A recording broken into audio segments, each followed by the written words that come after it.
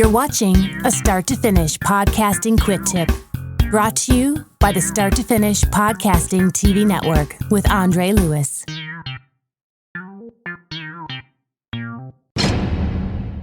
Yo, welcome to the Start to Finish Podcasting TV Network. And today I'm going to talk about something in reference to iTunes.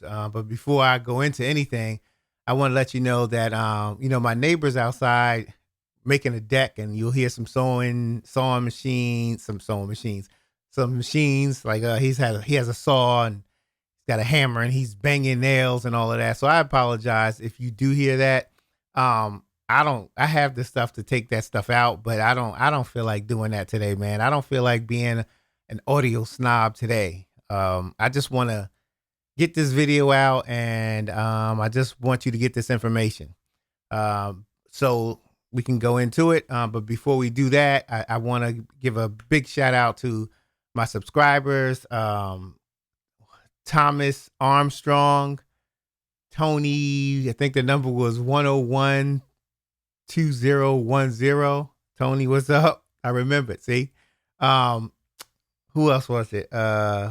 Baked and Awake, S. Todd Music, Chantel Daniel, and Paul Westlake. So all you guys, thank you for subscribing, man. I and women, I hope you like the channel. I hope you get all the information that you can get from it. I'm going to start doing more videos. I've been so lazy, man. I've just been lazy. Everything going on with this COVID-19. I apologize, but I'm here now. So I figure I'd get this video in. This ain't a long video. I just want to address an issue that that's been on my mind for a couple of weeks. But it's about iTunes.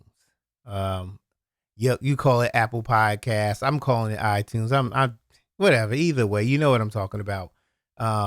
So it's not the end all be all. Okay. iTunes it's okay. It's okay. It's very popular, but what I want to say is that when I first started podcasting, and I'm sure everybody goes through this, when I first started podcasting, all the equipment that I wanted was equipment that all the other podcasters had, like the well-known podcasters, like the big podcast names. So they at the time, I think it was Ohio PR40. So I wanted that.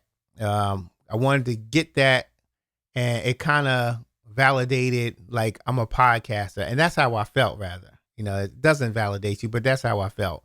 So it kind of validated me as a real podcaster to get what they had. There was other things like what else did they have?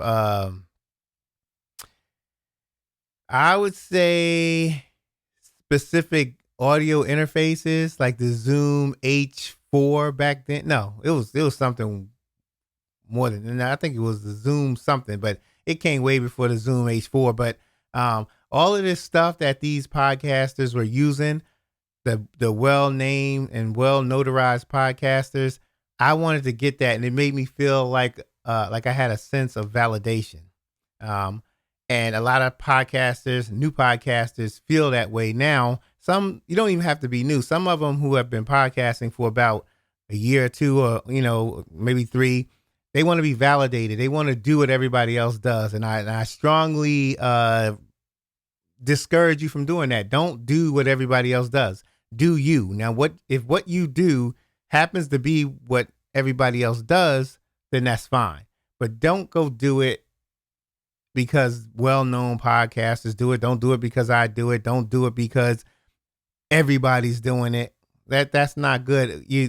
With that, you're gonna end up disappointed or broke, or disappointed and broke, because you're gonna chase all of this stuff, all this gear, and just because the other podcasters use it, and it's not gonna do you the same justice as it would do somebody else, because everybody's podcasting gear is different for different uses. So don't go chasing that. So I say that to say, I hear a lot of podcasts about iTunes. You call it Apple Podcasts, iTunes, whatever it may be. And everybody seems to, especially the new ones. I mean, the new ones, they seem to, say, oh, I got to get my podcast in Apple Podcasts. I got to get my podcast in iTunes. I got to get it in there. I got to get it in there. And it's great to get it in there. I don't have a problem with it. Mine is in there now. So I don't have a problem with it. It's nothing bad about Apple Podcasts, iTunes, whatever you want to call it. It's just that it's not the end all be all. Like you don't have to have your podcast in Apple Podcasts or iTunes. You really don't. You really don't. A lot of podcasters, even the big ones, the big name ones, they'll tell you, get your podcast in Apple Podcasts, get your podcast in iTunes or whatever it may be. But you don't have to do that. Like, you don't have to. You don't have to. There's so many different platforms that your podcast can go on as opposed to just iTunes. You have Stitcher. You have iHeartRadio, which I think is more popular than iTunes. Just my opinion in terms of what I'd rather use. I ain't talking statistical numbers because that may vary. But there's Spotify. I'm not a big fan of Spotify either, but you got Spotify. You have SoundCloud, which a lot of people don't use SoundCloud. I love it. I have a few episodes on there. I don't pay for it, so I get up to 3 hours. You can't get up to 3 hours for free. I don't pay for it, but I like SoundCloud because it's very simple. It takes an RSS feed. So if you have an RSS feed, an RSS feed is basically, it's just like somebody giving directions. The person that's giving directions, they'll tell you where your podcast is and point them in the right direction and take you where it's at. So SoundCloud has an RSS feed. I guess it's a reader or whatever within SoundCloud.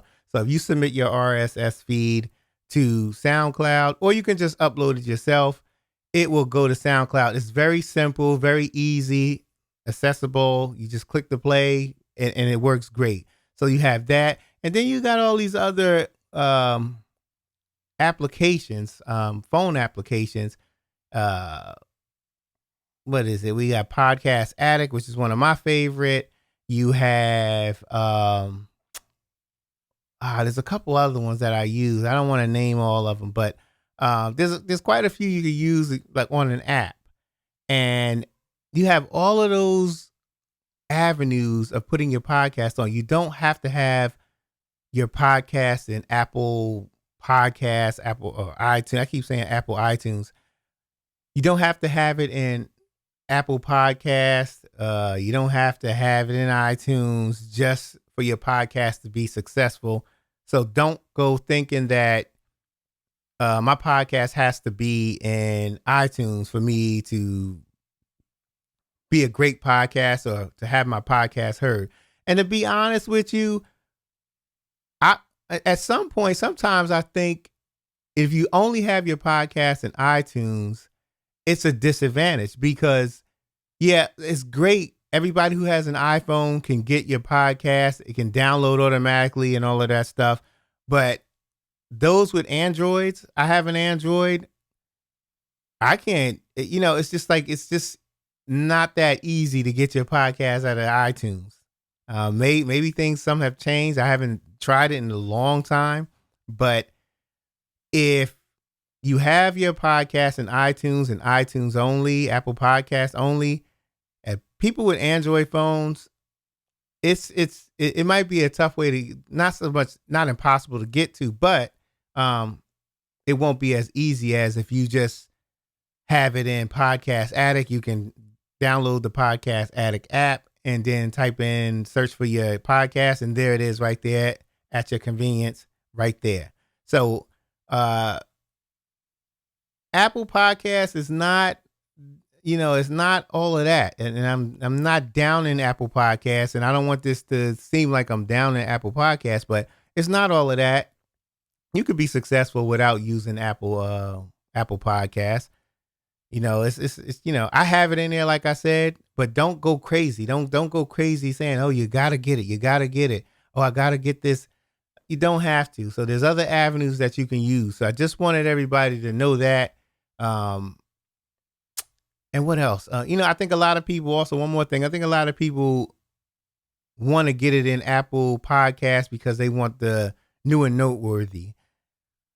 I'm not a big fan of that either. I mean, people are going crazy over this new and noteworthy. Look, it'll help you a little bit, but if you got some good stuff and your podcast is good and you're talking about something that people want to hear, you'll be fine. New and noteworthy. It's overrated. It's very, very overrated. Just like Apple Podcasts, it's very overrated. People just chase Apple Podcasts like, oh, I gotta have this, I gotta have that. But trust me, it's not. It's nothing to write home about. So just remember that for my new podcasters. When you start your podcast, don't go crazy on it. Don't go crazy thinking you got to get Apple Podcasts, get your podcast there. There's other avenues. If you need to know how to get on those other avenues, you can email me at starttofinishpodcasting@gmail.com. That's starttofinishpodcasting@gmail.com. You can also go to my website. That's starttofinishpodcasting.com.